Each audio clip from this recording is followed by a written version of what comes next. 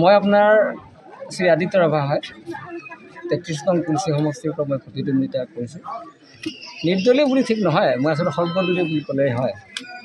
কেতিয়াবা সমাজৰ পৰিৱৰ্তনৰ বাবে কেতবোৰ নিশ্চিত কৰ্মপদ্ধতি আগুৱাই নিয়াৰ বাবে নিৰ্দলীয়ভাৱেও এটা সমষ্টি আগবাঢ়ি যোৱাটো দৰকাৰ হয় বুলি মই ভাবোঁ।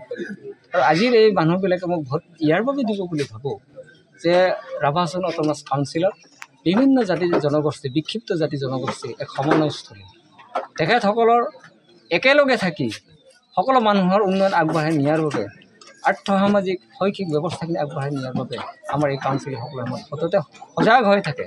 সেই ভাবোঁ যে আমাক মোৰ দৰে এজন যোগ্য মানুহ, নিজকে মই যোগ্য বুলিয়েই ভাবোঁ, গতিকে মোক তেখেতসকলে বহুমূলীয়া ভোট দি মোক আগুৱাই নিব বুলি মই বিশ্বাস কৰোঁ। ৰাভাসকলৰ জনগোষ্ঠীসকলৰ 6th শিডিউল সন্দৰ্ভত এতিয়ালৈকে বঞ্চিত হৈছে, এই সন্দৰ্ভত আপুনি কি ক'ব? প্ৰথমে জানিব লাগিব যে 6th শিডিউল কি।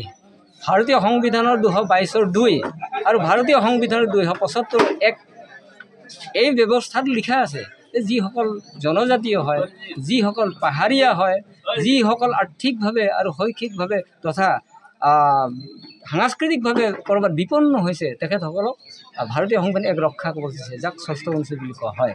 এই ষষ্ঠ অনুচ্ছেদৰ আধাৰত এটা জাতি হত্যা, বিশেষত নিষ্পেষিত বা পিছপৰা জাতি হত্যাক যদি তেখেতক ৰক্ষা কৱচ দিয়া হয়, সাংবিধানিক ৰক্ষা কৱচ, তেতিয়াহ'লে তেখেতসকলে অৰ্থৰ পৰা, নিজৰ উন্নয়নৰ ফালৰ পৰা, নিয়োগ নিশ্চিতিৰ পৰা সকলো কাম নিজাকৈ কৰিব পাৰি। আপোনালোকে জানে যে ভাৰতবৰ্ষৰ সংবিধানে 4খন ৰাজ্যত এই 6th শিডিউল ব্যৱস্থাটো ৰাখিছে। অসমত দিছে, মেঘালয় দিছে, মিজোৰামত, ত্ৰিপুৰা দিছে। এই 4খন ৰাজ্যত 10টা ডিষ্ট্ৰিক্ট কাউন্সিল কিংবা টেৰিটৰিয়েল এলেকা, যাক স্পেচিয়েল টেৰিটৰিয়েল এলেকা বুলি কয়, তাত 6th শিডিউল গ্ৰাণ্ট কৰা হৈছে। কিন্তু ৰাভা হাছানত এই আন্দোলনটো নিৰৱচ্ছিন্নভাৱে লগাৰ পিছতো হোৱা নাই।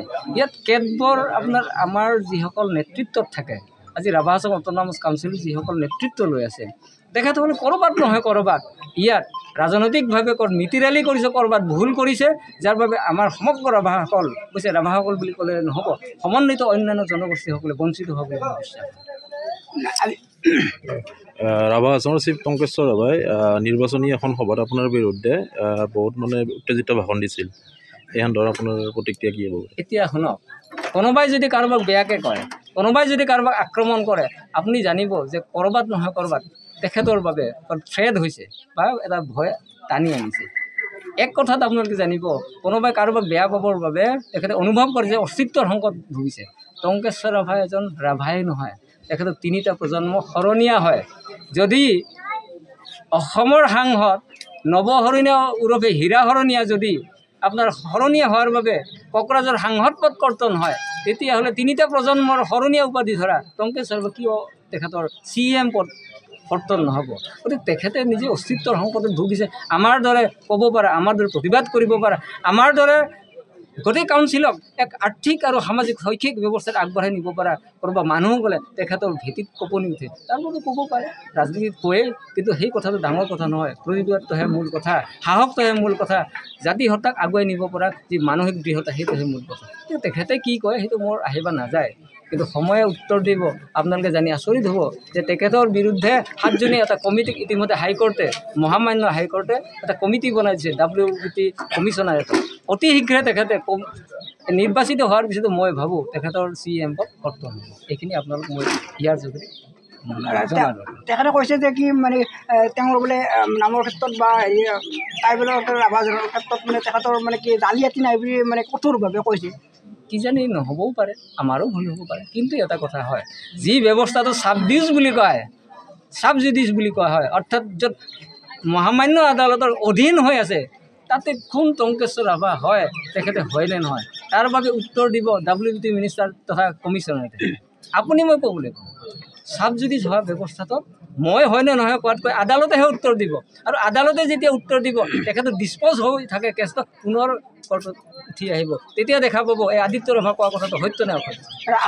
আপোনাৰ বিৰুদ্ধে এটা আৰু অভিযোগ আছে, তেখেতে কৈছে যে আপুনি আপোনাৰ য'তে মেল মিটিং কৰে, মেল মিটিং কৰিলে মহিলাসকলক পইচাৰ ক্ষেত্ৰত আপুনি বোলে মাৰি গৈছে, সেই ক্ষেত্ৰত সন্দৰ্ভত আপোনাক কি একদম কঠোৰভাৱে সমালোচনা কৰিছে, কি হ'ব? টাকা পইচা খাইছোঁ নে নাজানো ৰ'ব, এই কথাখিনি হাঁহিয়ে লাগিব।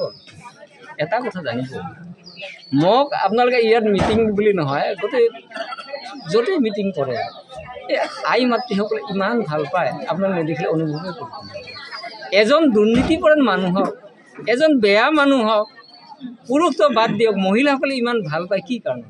মই যদি টকাই খাইছোঁ, মই যদি মাৰিছে, তেতিয়াহ'লে তেখেতসকলক কি বিদ্ৰোহ কৰিলেহেঁতেন।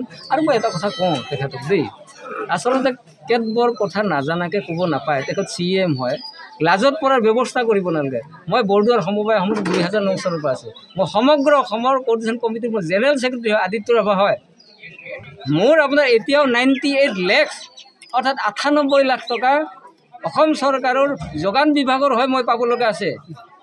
39 লাখ টকা মোৰ ক্ষুদ্ৰ সঞ্চয় ঋণৰ পৰা পাব লগা আছে। মই দিব লগা আছে মাত্ৰ 6.5 লাখ, অৰ্থাৎ 1.5 কোটি টকা আজিও সম্পদ বৰদুৱাৰ সমবায় সমিতি দিছে। মই এনেধৰণৰ মানুহ, মই ইমান ভাগ্যৱান যে বৰদুৱাৰ সমবায় এখন অসমৰ এক বিশেষ ধৰণৰ সমবায়, যি অৰ্থনীতিৰ ক্ষেত্ৰত, যিয়ে নিয়োগৰ ক্ষেত্ৰত এক নজিৰ সৃষ্টি কৰিছে। টংকেশ্বৰ ৰাভা কোন হয়? তেখেতে এজন নিজেই বহু বিতৰ্কত জড়িত থকা মানুহ, আনক তেনেকৈ ক'ব যোৱাটো নিশ্চয় মই যুক্তিৰ কথা বুলি মানো। Stay informed, stay ahead. News Any 365.